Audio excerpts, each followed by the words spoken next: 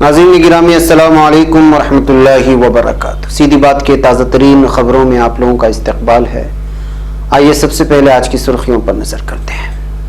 कोविड-19 lockdown गैर आईनी, मुझे नहीं पता रियासती हुकूमतें क्यों खामोश हैं, ओवैसी का आया बयान। कांग्रेस लीडर कपिल सिब्बल की वज़ीर आज़म मोदी पर तनकीद, कहा उन्हें आप बदउनवानी पर गुस्सा नहीं आता।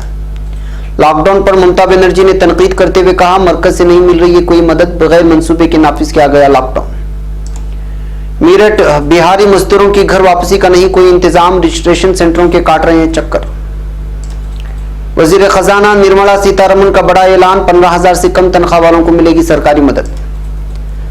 रेलवे के बाद अब 19 में से खुसूसी घरेलू परवाजें शुरू करेगी एयर इंडिया। मेरठ में कोरोना से मरने वाले अफराद की लाशों के साथ मुबैना इहानत का मामला इलाहाबाद हाईकोर्ट पहुंचा। लॉकडाउन 520 किलोमीटर पैदल चलकर यूपी पहुंचे हामिला खातून, दरख्त के नीचे बच्ची की पैदाइश। लॉकडाउन में 50% देही अवाम मादा पेट खाने को मजबूर, 24% कर्ज लेकर भर रहे हैं पेट, सर्वे में आया बयान। मगरिबी बंगाल तेलनीपाड़ा में फिरका वाराना तशद्दुद और आगजनी दफा 144 नाफिज। मोदी के खिताब में कोरोना से वाबस्ता अहम मसाइल गायब, येचुरी का बयान। डॉक्टर कफील खान पर लगे एससीए की मुद्दत 3 माह के लिए बढ़ाई गई। योगी हुकूमत ने 16 लाख मुलाजिमीन की तनख्वाह पर फिर चलाई कैंची, 6 बत्ते खत्म। अमरीकी इंतजामिया तारीख की बदतरीन हुकूमत और पोम्पियो सियासत से नाबलद है, ईरानी सदर का बयान। तुर्की के जवाल पजीर होने की तवक्को रखने वालों को मुंह की खानी पड़ेगी, तुर्क सदर का आया बयान। अफगानिस्तान बम हमला, पुलिस डायरेक्टर हलाक, 3 मुहाफिज जख्मी। श्रीलंका कोरोना के बहाने मुस्लिम मैयतों को जलाया जाने लगा। यमन में मुत्तहिदा अरब इमारात का हिमायत याफ्ता कमांडर हलाक।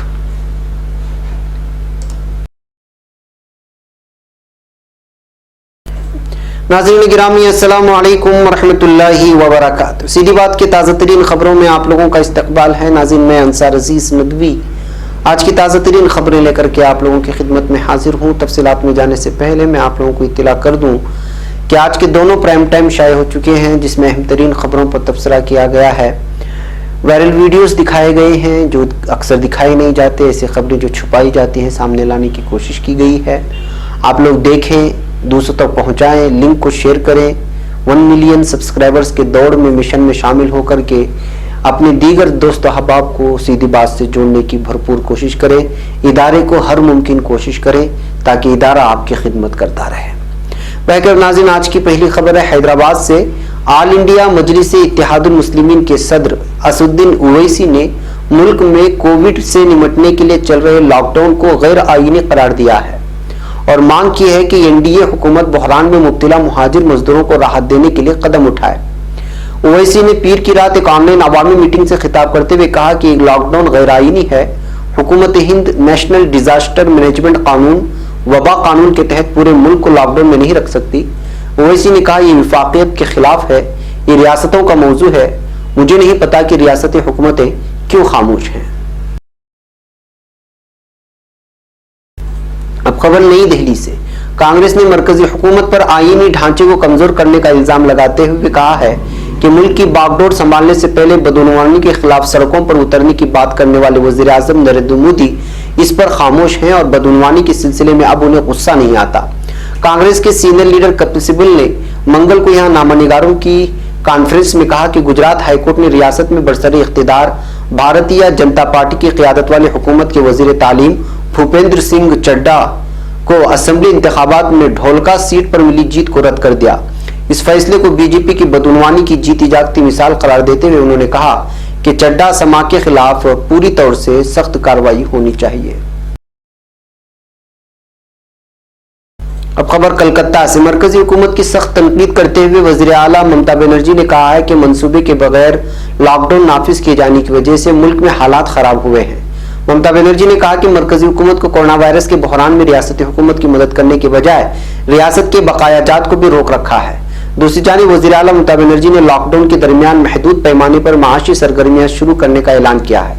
ममता बनर्जी ने कहा कि मुल्क भर में लॉकडाउन का तीसरा मरहला जारी है, इसकी वजह से पूरे मुल्क में माली बहरान का खतरा बढ़ गया है। ममता बनर्जी ने कहा कि बंगाल हुकूमत ने महदूद पैमाने पर माशी सरगर्मियां शुरू करने का फैसला किया है। वज़ीर आला ने कहा है कि कंटेंट जोन पर पाबंदी नाफिज रहेगी हुकूमत ने गैर कंटेंट जोन में माली सरगर्मियां शुरू करने का फैसला भी किया है। अब खबर मेरठ से। रोजी रोटी की तलाश में घरों से दूर रहकर मजदूरी करने वाला कामगार तबका लॉकडाउन के दौरान मुश्किलात से दो चार होकर अब अपने घरों को वापस लौटने के लिए परेशान है। ट्रेन और बसों के जरिए इन अफराद को उनके वतन भेजे जाने का इंतजाम किए जाने के ऐलान के बावजूद बड़ी तादाद में गैर मकामी मजदूर और कामगार अभी भी मुल्क के मुख्तलिफ इलाकों में फंसे हुए हैं और उनकी घर वापसी का कोई इंतजाम नहीं हो सका है।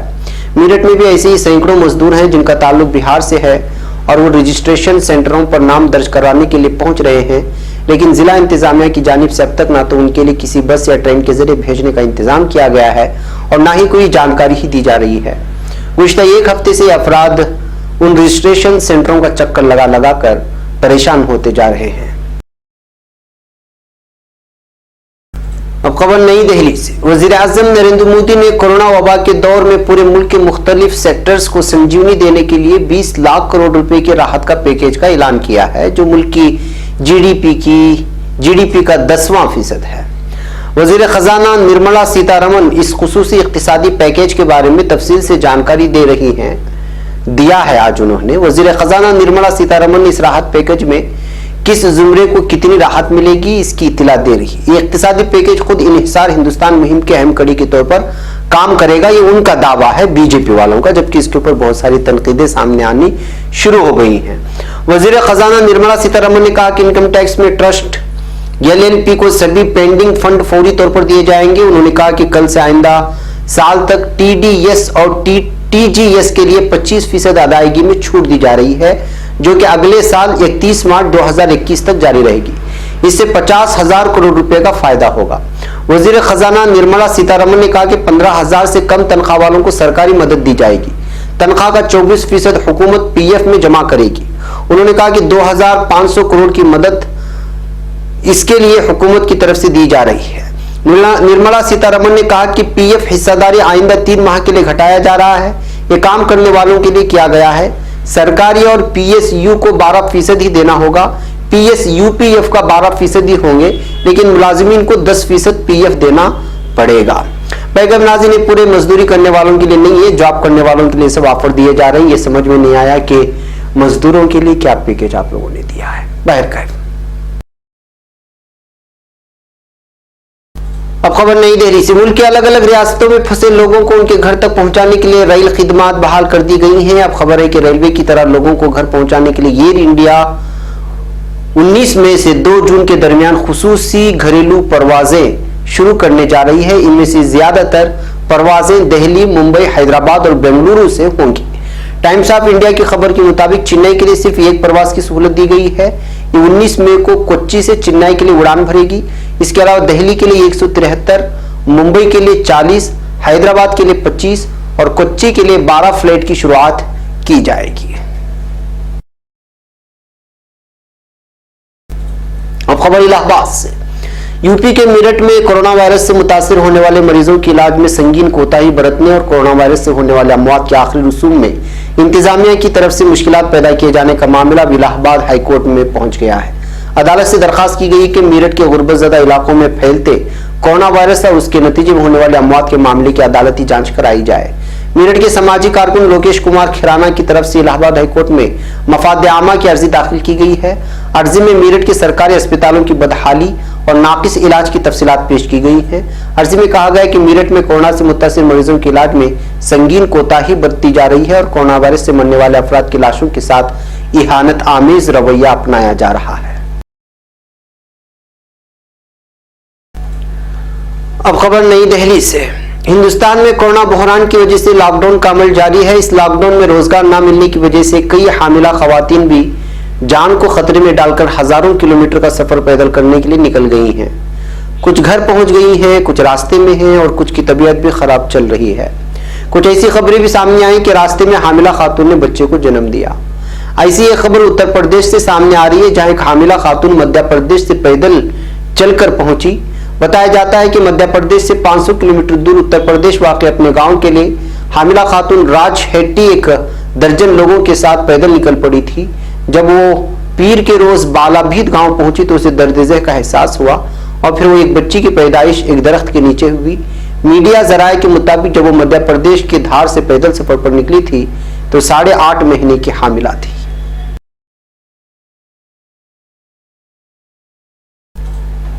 एक और खबर नई दिल्ली से, कोरोना वायरस के बढ़ते असरात के दरमियान पैदा होने वाले मसाइल भी धीरे धीरे सामने आने लगे हैं। एक रिपोर्ट में इस बात का इंकिशाफ हुआ है कि कोरोना इन्फेक्शन पर कंट्रोल हासिल करने के लिए लगाए गए लॉकडाउन का असर देही आवाम पर इंतहाई मनफी असर पड़ा है और वो जो पहले से ही दाने दाने को मोहताज थे उनकी थालियों से भी खाने गायब हो गए हैं। देही आवाम के हालात का जायजा लेने की कोशिश कुछ सिविल सोसाइटी इदारों ने की, जिसके बाद पता चला कि हालात इंतहाई नागुफ्ता भी हैं। मुल्क की 12 रियासतों में तकरीबन 5000 देही खानदानों पर मबनी एक सर्वे किया गया है, जिससे जाहिर हुआ कि इस मुश्किल वक्त में निस्फ से ज्यादा लोग कम खाना खा रहे हैं और बेशतर लोग ऐसे हैं जो दिन भर में अगर 3 बार खाते थे तो उन्होंने उसे कम करके 2 बार कर दिया है। अब खबर कलकत्ता से, पब्लिक टॉयलेट और कंटेनमेंट जोन में आमदोरफ्त को लेकर हुगली जिले के तेलनीपाड़ा में 2 फिरकों के दरमियान इतवार के रोज तनाव और झड़प के वाकयात रोनुमा हुए थे। मंगल के रोज अचानक शरपसंदों की एक जमात ने घरों में आतिशजनी, तोड़फोड़, लूटमार शुरू कर दी। मकामी लोगों ने बताया कि बड़ी तादाद में बाहर से लोग आए थे और घरों में आग लगा रहे थे। तेलनीपाड़ा फिरकावाराना तशद्दुद की वाकयात को मंसूबाबंद बताते हुए Chandannagar police commissioner doctor Humayun Kabir ने कहा कि मंगल को तेलनीपाड़ा के कुछ इलाकों में मंसूबाबंद तरीके से मकानात जलाए गए और एक दूसरे पर हमला किया गया। उन्होंने कहा कि साजिश रचने वालों का पुलिस को इल्म है, मगर मजीद जांच जारी है और गिरफ्तारियों का सिलसिला जारी है। ताहम डॉक्टर हिमायून कबीर ने यह भी कहा कि इस वक्त सूरत हाल कंट्रोल में है और तशद्दुद ज़दा इलाके में पुलिस एहलकार पेट्रोलिंग कर रहे हैं।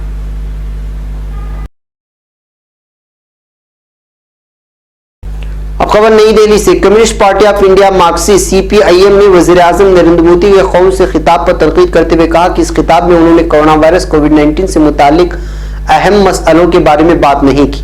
20 लाख करोड़ रुपए के माशी पैकेज के बारे में कोई इंकिशाफ नहीं हुआ। येचुरी ने मंगल की शब मोदी के खिताब पर शदीद रद्द-ए-अमल का इजहार करते हुए कहा कि वज़ीर-ए-आज़म ने अपने खिताब में इस बात का जिक्र नहीं किया कि वो मुल्क के गरीब मजदूरों के लिए क्या ठोस मंसूबे रखते हैं जो हर रोज सड़कों पर चल रहे हैं। अपने घरों को लौटने वालों के लिए मुफ्त किराए से रेलगाड़ी के जरिए अपने घरों को पहुंचाने के बारे में उन्होंने एक लफ्ज भी नहीं कहा और न ही भूख से परेशान अफराद के राशन पानी के बारे में उन्होंने कुछ कहा है। अब खबर गोरखपुर से, अलीगढ़ की जिला इंतजामिया ने गोरखपुर मेडिकल कॉलेज के मुअत्तल डॉक्टर कफील खान पर आयद कौमी सलामती एक्ट की मुद्दत में 3 माह की तोसी कर दी है। मंगल के रोज अलीगढ़ के एक सीनियर इंतजामिया अफसर ने इसकी तस्दीक करते हुए कहा कि डॉक्टर कफील पर इतलाकशुदा NACA की मुद्दत को 3 माह के लिए बढ़ा दिया गया है, क्योंकि अगर उन्हें रिहा किया गया तो नज्म व नस्क बिगड़ने का खदशा है।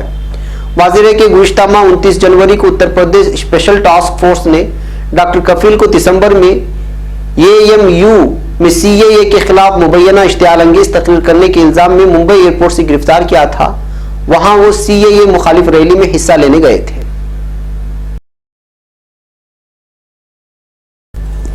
अब खबर उत्तर प्रदेश से, हुकूमत ने मंगल को रियासत के 16 लाख मुलाजिमीन को मिलने वाले 6 भत्तों यानी अलाउंस को खत्म कर दिया है। इन भत्तों को खत्म करने का फैसला काबीना की एक मीटिंग में लिया गया और मंगल को additional chief secretary Sanjeev Mittal ने इसका हुक्म जारी किया। इन भत्तों के खत्म होने से मुलाजिमीन की तनख्वाह में 2000 से 5000 रुपए की कमी आएगी।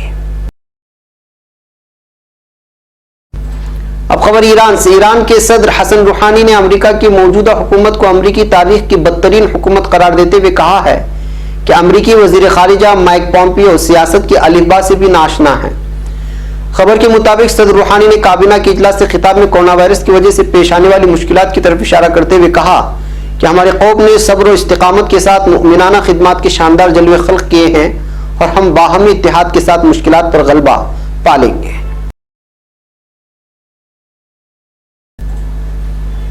अब खबर तुर्की से, सदर रजब तय्यिप एर्दोगान का कहना है कि जैसा कि हमने गुज़श्ता 18 वर्षों में हर किए गए वादे की पासदारी की है, कोरोना वायरस के खिलाफ कौम को दिए गए इंदिया को पूरा किया जाएगा और तुर्की के इससे सख्त मुतासिर होने की तवक्को रखने वाले एक बार फिर हम हज़ीमत से दो चार करेंगे। जनाब एर्दोगान ने ट्विटर पर लिखा है कि हम महज बातों की नहीं अमली कार्रवाइयों के पहाड़ खड़े कर रहे हैं। जिस तरह हमने 18 सालों में आवाम से किए गए तमाम तर वादों को निभाया है, इसी तरह आम वबा के खिलाफ हमारी जंग भी कौम से किया गया वादा पूरा किया जाएगा। तुर्की के जवाल पजीरी का शिकार होने की तवक्को रखने वालों को मुंह की खानी पड़ेगी। अब खबर अफगानिस्तान से। अफगानिस्तान की सूबे गजनी की तहसील राशिदान के पुलिस डायरेक्टर अली अल्लाह अताई बम हमले में हलाक हो गए हैं। वज़ारत दाखिला के तर्जुमान तारिक आर्यन ने ज़राए अबलाग के लिए जारी करदा बयान में कहा है कि गजनी के इलाके कैक में सड़क के किनारे नस्ब बम उस वक्त उड़ा दिया गया जब तहसील राशिदान के पुलिस डायरेक्टर अल्लाह अताई वहां से गुजर रहे थे।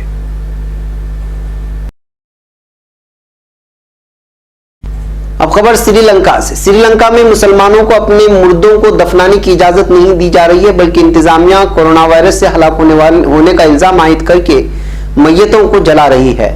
खबर के मुताबिक श्रीलंकन दारुल हुकूमत कोलंबो में फातिमा रसूल शाह नामी खातून का दौरान इलाज इंतकाल हो गया। ताहम तिब्बी अमले ने उनकी मौत की वजह कोरोना करार देकर लाश इंतजामिया के हवाले कर दी और खून के नमूने टेस्ट के लिए लेबोरेटरी भेज दिए। श्रीलंका में हुकूमत ने कोरोना वायरस से हलाक होने वालों को दफनाने की बजाय लाशें जलाने का फैसला किया है, जिसकी वजह से इंतजामिया ने टेस्ट का नतीजा आने से पहले फातिमा रनूसा की लाश जला दी, लेकिन 2 रोज बाद कोरोना टेस्ट मनफी आ गया, जिस पर अहले खाना फूट फूट कर रोने लगे। अब खबर यमन से। यमन के जंबार में होने वाली झड़पों में मुत्तहिदा अरब इमारात की हिमायत याफ्ता अलहदी पसंद जुनूबी अबूरी काउंसिल GGK से वाबस्ता फोर्सेस के कमांडर आदिल अलियाफी हलाक हो गए हैं। यमनी फौज के जराये से मौसूला इत्तलात के मुताबिक GGK से वाबस्ता हजाम यमनी फोर्सेस में से एक 3री बटालियन कमांडर आदिल अलियाफी ज़ेनसिबार के देही इलाकों में होने वाली झड़पों में हलाक हो गए। ये इलाका मुल्क में सूबे अईबान के मरकज में वाक़ है। नाज़रीन गिरामी, ये थी आज की ताज़ा तरीन खबरें। अगली ताज़ा तरीन खबरों के साथ फिर आपसे मुलाकात होगी। हमारी पूरी टीम को यहाँ पर इजाज़त दो। अस्सलामु अलैकुम व रहमतुल्लाहि।